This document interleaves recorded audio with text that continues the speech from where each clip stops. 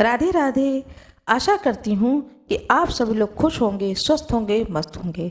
आज मैं आप लोगों को बताने जा रही हूँ कि जो कोई भी धनतेरस के दिन सामान खरीदने के लिए जा रहे हो तो कृपया एक बार इस वीडियो को जरूर देख लीजिएगा, जिससे कि आपको भी आसानी हो और कोई भी चीज़ आपसे न छूटे, माता लक्ष्मी के पूजन संबंधित कोई भी वस्तु न छूटे। यह जानकारी मैं आज आप लोगों को अपने वीडियो के द्वारा देने जा रही हूँ कि धनतेरस के दिन क्या क्या चीज़ें अवश्य ही खरीदनी चाहिए।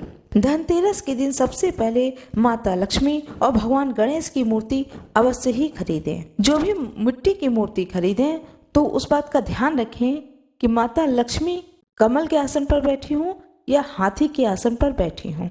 यह अत्यंत ही शुभ माना गया है। कमल के आसन पर बैठी हूँ या हाथी के आसन पर बैठी हूँ, उनके हाथ में धन का घड़ा हो और साथ में जैसे सिक्के गिराते हुए दिखाती हैं उस तरह से दिखाएं। यह आशीर्वाद वाला मुद्रा अत्यंत ही शुभ माना गया है। इस मुद्रा वाली लक्ष्मी माता की मूर्ति को लेने, गणेश भगवान की जब मूर्ति ले तो ध्यान रखें कि गणेश भगवान की जो मूर्ति है वह उनकी सूंड बाईं ओर की ओर मुड़ी हुई हो। जो भी मूर्ति लें वो खड़ी मूर्ति न लें, जब भी लें बैठी हुई मूर्ति लें।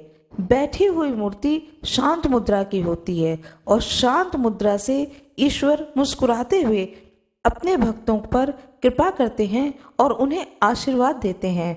इसलिए बैठी हुई मूर्ति लेनी चाहिए।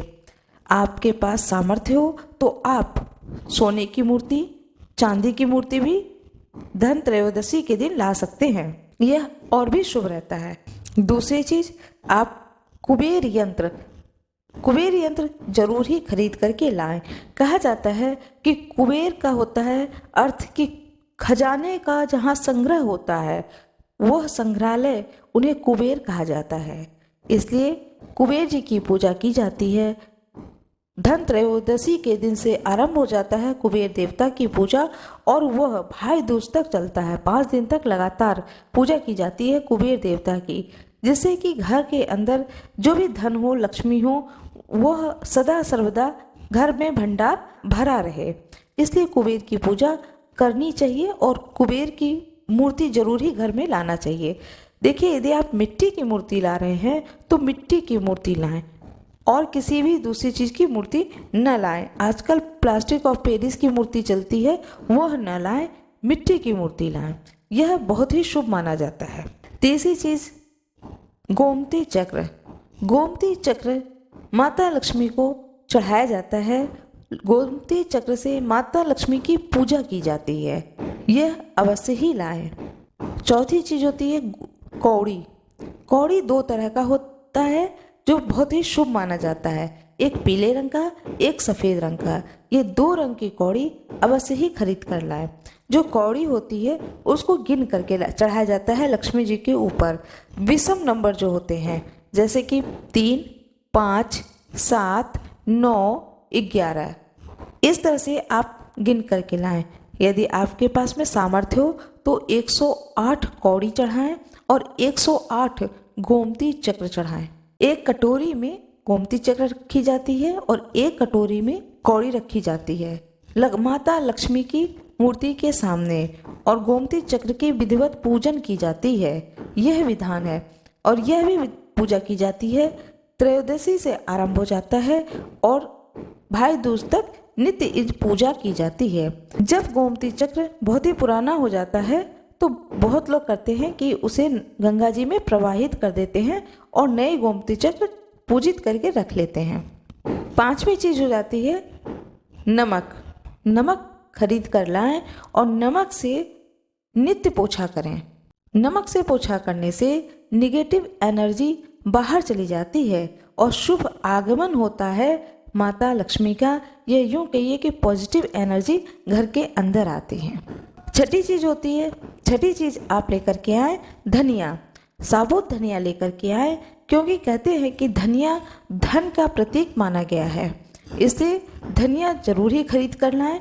यदि आप धनिया खरीद कर नहीं ला सकते हैं तो कोई बात नहीं, धनिया की पत्ती ही खरीद कर लाएं, लेकिन धनिया जरूर ही लाएं। धनिया की पत्ती भी शुभ माना जाता है क्योंकि धनिया की पत्ती हरी होती है, तो कहते हैं कि घर हरा भरा रहता है। इसे धनिया की पत्ती भी आप ला सकते हैं, यह भी बहुत ही शुभ माना गया।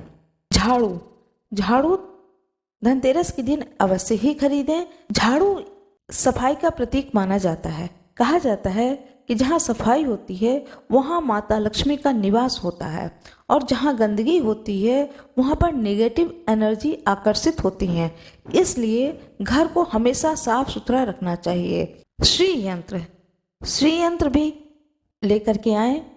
कहा जाता है कि एक बार इस पृथ्वी लोक से माता लक्ष्मी वैकुंठ लोक में चली गई भगवान विष्णु के पास में, और वहां जाकर बोली कि अब मैं इस पृथ्वी पर नहीं जाऊंगी।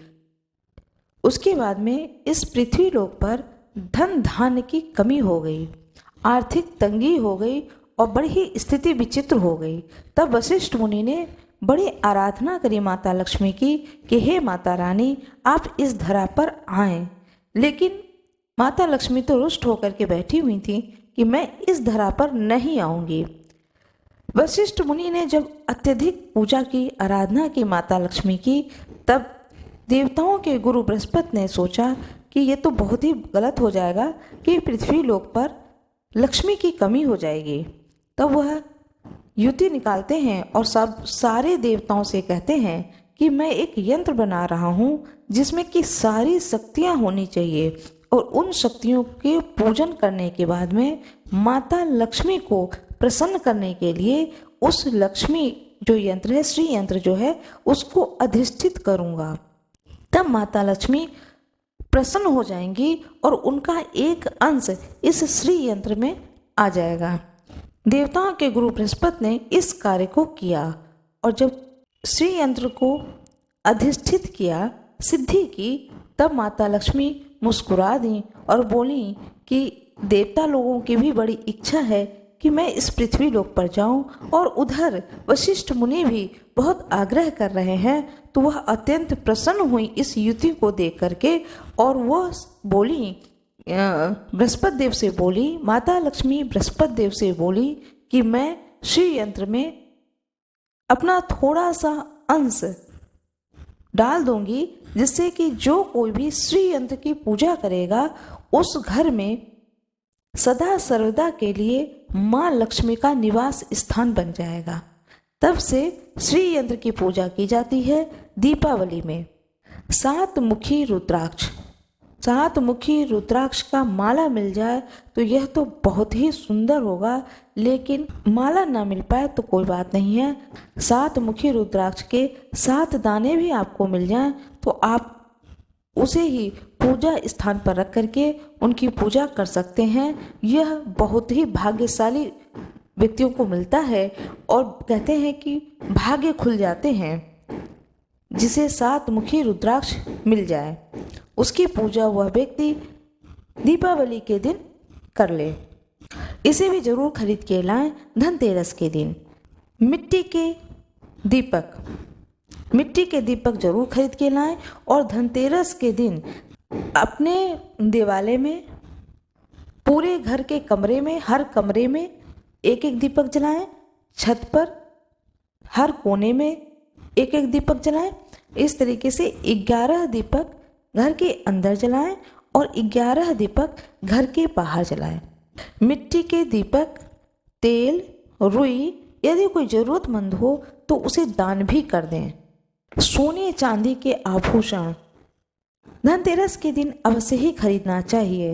यदि कोई असमर्थ हो, वह सोने चांदी का आभूषण नहीं खरीद के ला सकता है तो कोई बात नहीं है, वह एक मिट्टी का ही, मिट्टी के बहुत सारे खिलौने मिलते हैं, बर्तन मिलते हैं, वही खरीद कर लाए। लेकिन इस तरह की चीज़ें खरीदना बहुत ही शुभ माना जाता है, ज़रूर खरीद के लाना चाहिए। बर्तन धनतेरस के दिन बर्तन खरीद कर लाए जाते हैं। घर में जो पुराने बर्तन होते हैं उन्हें धनतेरस के दिन बेच दिया जाता है, निकाल दिया जाता है, और उसके बदले में नए बर्तन लिए जाते हैं। लेकिन धनतेरस के दिन पीतल का बर्तन लेना चाहिए या फूल का बर्तन लेना चाहिए। स्टील के बर्तन नहीं लेना चाहिए क्योंकि स्टील में लोहा होता है, इसलिए स्टील के बर्तन को वर्जित माना गया है। फूल के बर्तन के लिए कहा जाता है कि जितना ज़्यादा आप पूजा पाठ में फूल के बर्तन का इस्तेमाल करेंगे उतने ही ज़्यादा फलेंगे और फूलेंगे।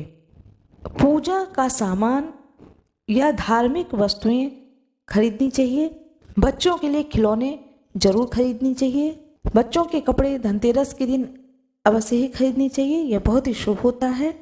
इस तरह से मैंने उन छोटी छोटी चीज़ों को आपको बताने की कोशिश की है जिसे धनतेरस के दिन अवश्य ही खरीदने की कोशिश करनी चाहिए। जितना ज़्यादा से ज़्यादा हो सके इन चीज़ों को कोशिश करें कि ज़रूर अपने घर लेकर के आएँ, जिससे कि आपके घर में भी शुभ हो, माता लक्ष्मी की कृपा हो। धनतेरस के दिन से ही माता लक्ष्मी की पूजा की आरंभ हो जाता है, जो कि पूरे 5 दिन तक चलता है। मेरा ये वीडियो आपको कैसा लगा कृपया कमेंट बॉक्स में ज़रूर बताएं। कमेंट बॉक्स में राधे राधे अवश्य ही लिख दें। वीडियो को लाइक करना ना भूलें। चैनल को सब्सक्राइब कर दें।